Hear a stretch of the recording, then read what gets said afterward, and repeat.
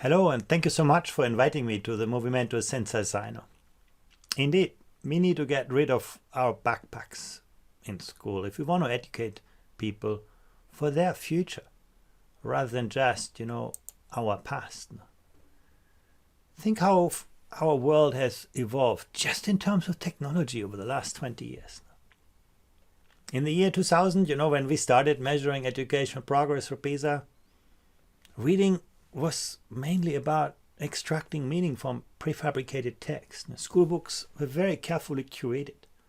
When you didn't know the answer to a question, you could look it up in an encyclopedia. You could trust the answer to be true. Well, today, if you look up your questions on Google, you get 10,000 answers to your question, and nobody's going to tell you what is right and what is wrong, what is true and what is not true. Literacy is no longer just about extracting knowledge. It's about constructing knowledge. A very different skill set. And, if we look, the reality is we haven't seen much progress in the principal industrialized countries in the OECD. When you look at the capacity of young people to navigate information, to contrast, critique, to distinguish fact from opinion, actually, learning outcomes have been pretty flat over those last 20 years now. Just about 47% of 15-year-olds in OECD countries can reliably distinguish fact from opinion.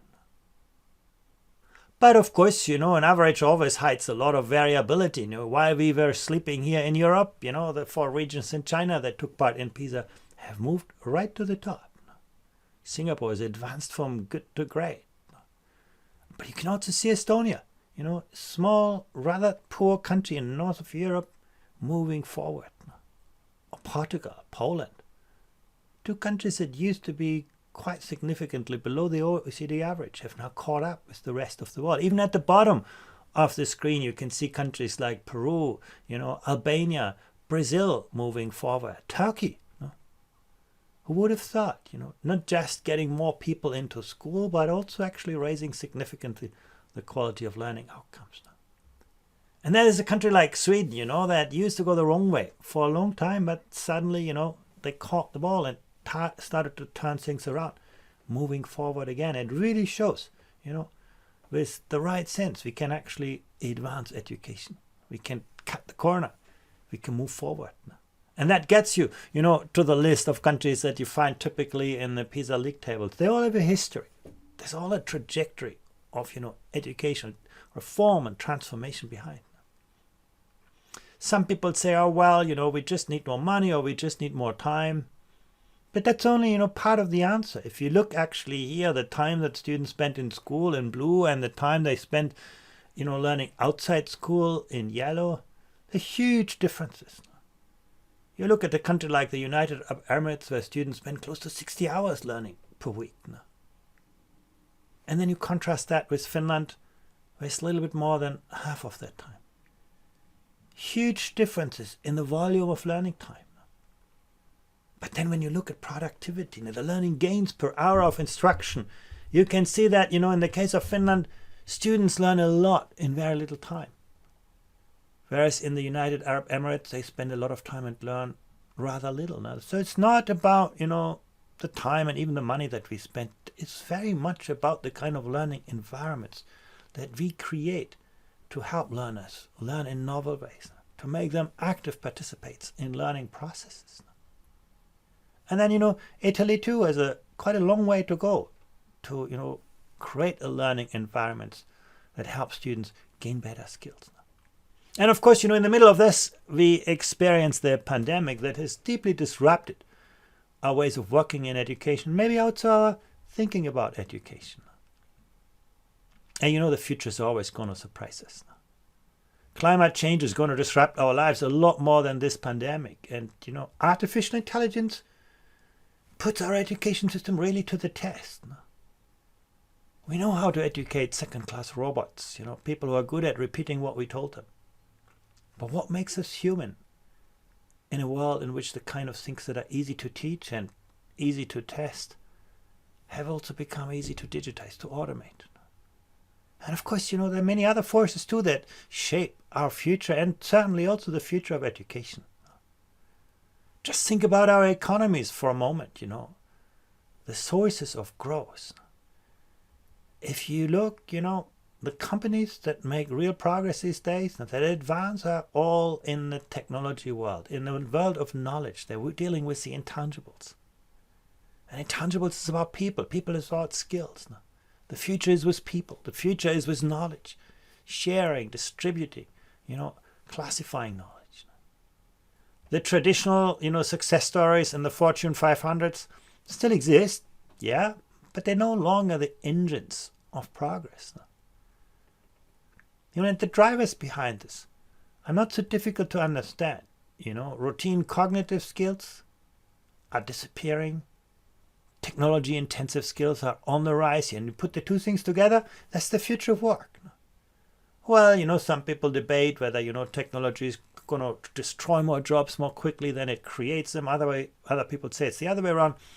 We don't know the answer to all of these questions, but the drivers of change are pretty clear. Well, when we ask 15-year-olds in PISA, what do you want to do in your life when you're 30? Actually, it's quite interesting. You have a third of 15-year-olds who aspire to the kind of jobs that are at the highest risk of automation. And that really shows that we often give our young people an image of the past rather than that image of the future of our society, the future of work. And here's something really interesting. Unfortunately, I don't have data for Italy yet, but we looked at the creative skills of 15 and 10-year-olds. And in every city for which we had data, we found that 15-year-olds reported to be less creative than 10-year-olds. Well, if I would tell you here, well, your students are doing worse in mathematics when they're 15 than when they were 10. You'd tell me that's crazy, something wrong is going on in schooling. But for novel skills like creativity, we too rarely ask us that question. We do not see them at the heart of the curriculum. We see them somewhere on the margins, maybe even a personality trait rather than something that we can teach. We have to change our thinking on this. The future of work, once again, we see a massive polarization. Those with the right skills never had the life chances they enjoy today. But those who do not make that grade, that transition to the knowledge economy, face growing penalties in the work in which we live. Our labor markets are becoming less forgiving to poor skills, poor qualifications. And then, of course, knowledge is always power. Look here how the, number of wikis has grown exponentially. In the year 2000, we had a few trusted sources of knowledge. Our television anchors, the newspaper editors who curated the news of the world for all of us. Today, we are all our own authors. We're putting up our own information, our own opinions. Massive information flows. Are we prepared for that? Well, once again, in the PISA assessment, we looked at the digital skills of young people, the capacity to navigate ambiguity, integrate different data sources, distinguish fact from opinion. And you can see, yes, there are a few countries on the left side, mainly in East Asia, where you can see at least half, maybe 60% of students have those, skills of the 21st century. But in most other countries, and that includes Italy here, the majority of young people are not ready for the world in which they live. Well, you can say, humans have always been better to invent new tools than to use them wisely, but, it really matters for the future of people today. And then last but not least, think of the environment. We are living well beyond our means. We live as if there would be, 1.7 planets. That's the resources that we consume. If you're an American, you live as if there would be 5 planets. That's clearly not sustainable. How does education prepare ourselves to live with ourselves, to live with people who are different from us, to live with this planet? Well, if you ask school leaders, they say, yeah, that's all in the curriculum. 9 out of 10 school principals say, yeah, climate change and global warming are part of the school curriculum. But when we surveyed students, we got a slightly different picture. You can see on the one hand, 8 out of 10 students say, yeah, looking after the global environment is really important to me. This climate agenda is urgent, is important for young people. But when you ask them, can you do something about it? Or do you think what you do is going to make a difference for people in other places? The bars get much shorter. And this highlights the most fundamental problem in our education systems today. We have made young people passive consumers of prefabricated learning content. We do not give them that agency to mobilize their cognitive, social, emotional resources, that co-agency to work with people who are different from them, and that collective agency that's always going to make the whole bigger than the sum of the parts. It's again something that we tried to measure. We looked at the growth mindset of students. And you can see that here on the horizontal axis. The more countries are to the right, the more students, see the sky as the limit. They basically see that they can grow beyond their possibilities if they invest effort and energy. On the left side, you can see countries where students believe, well, success is all about the intelligence I was born with. Why should I try hard? And then on the vertical axis, you see the success on the PISA test, and you can see the two things are related. Education systems that build a stronger growth mindset are also better in strengthening academic knowledge and skills. Look at Estonia. Doing well on both sides. Look at Indonesia, where students believe that success is about intelligence and they struggle academically. And it's not just about success on the PISA test. Our data showed that students with a growth mindset were more motivated to master difficult tasks. They had a greater sense of self-efficacy. They were less afraid of failure. They established more ambitious learning goals, and they saw greater value in school. So mindset is an important outcome of education too. And of course, it comes with teachers. We also looked at the well-being of students, psychological well-being. And you can see at age 10, the bars are quite long. Now, most students feel, my life is filled with things that interest me. But when we survey 15-year-olds, the bars get a lot shorter. Psychological well-being declines as students get older.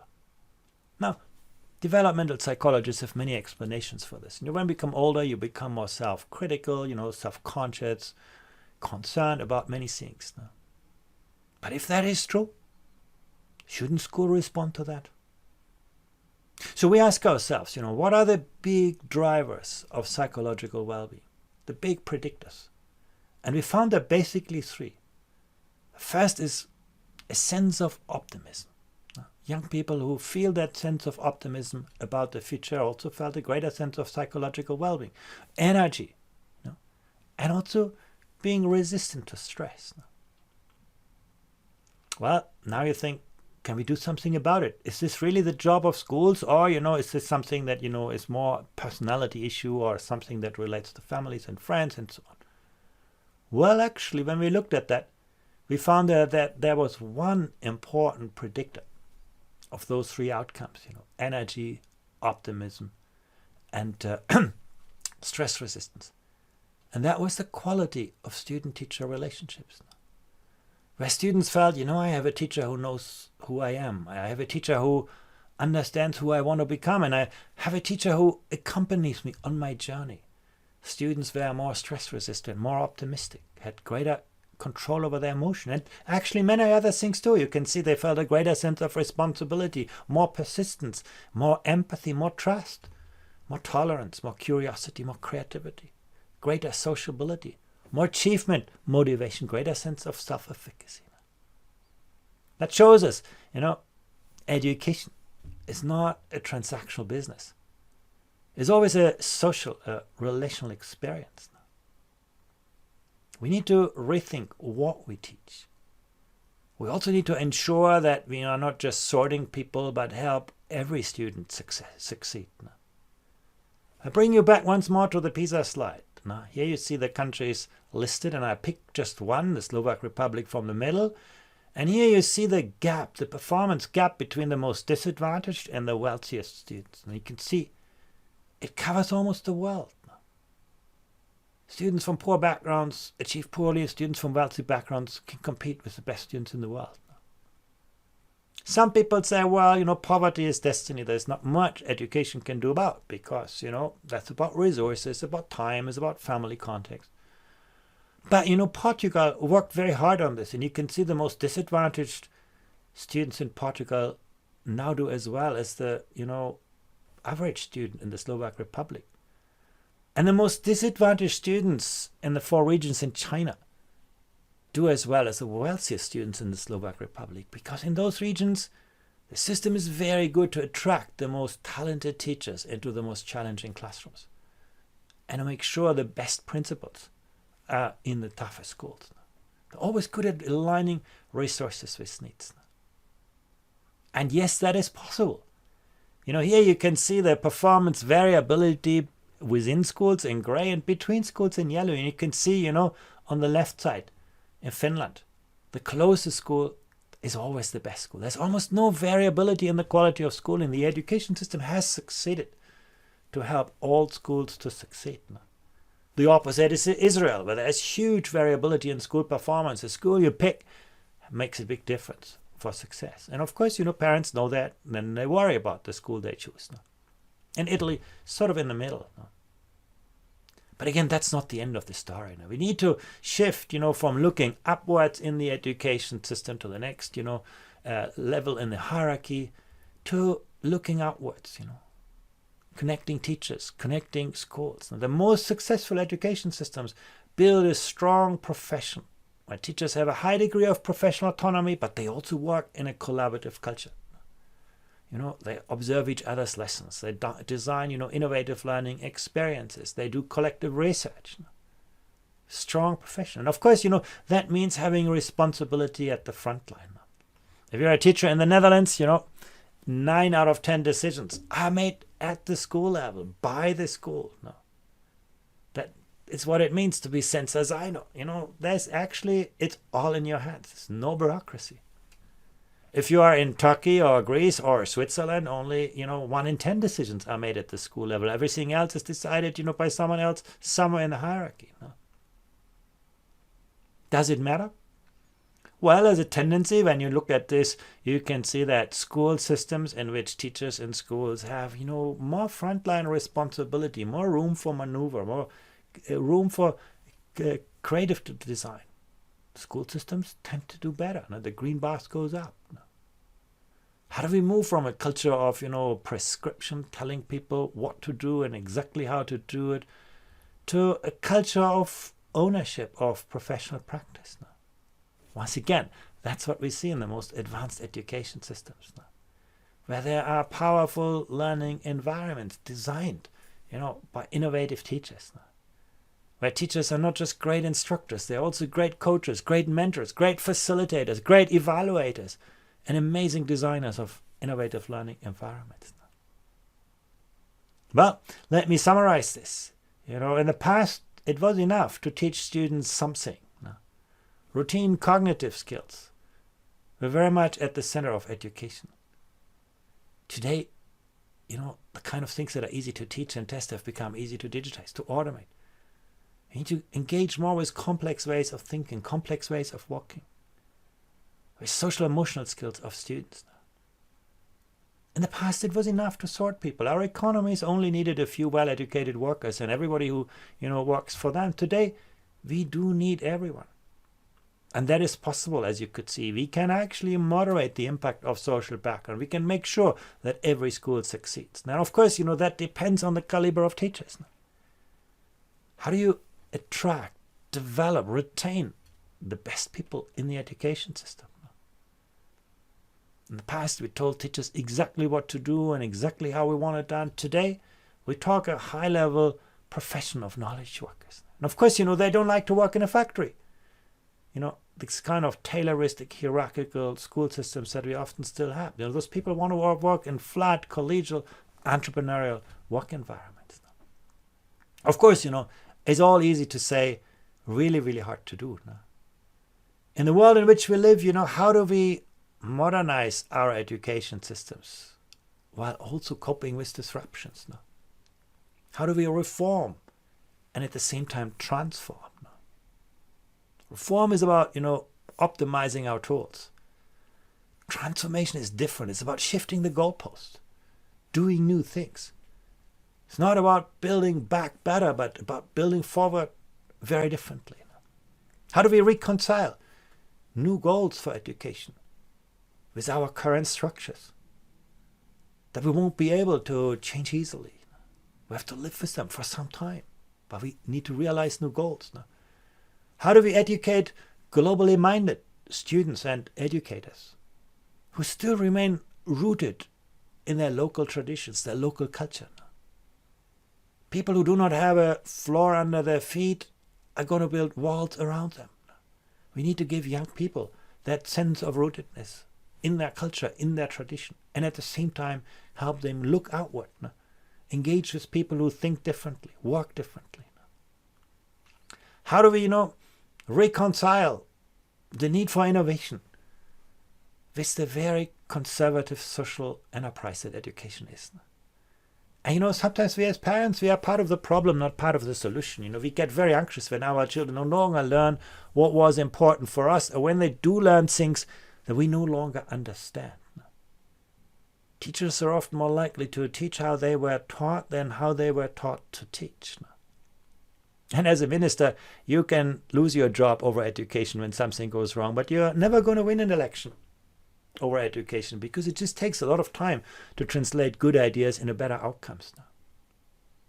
How do we reconcile the power of the virtual world with the real world in which we live, recognizing that education is not about the transaction of knowledge, but a social, a relational experience?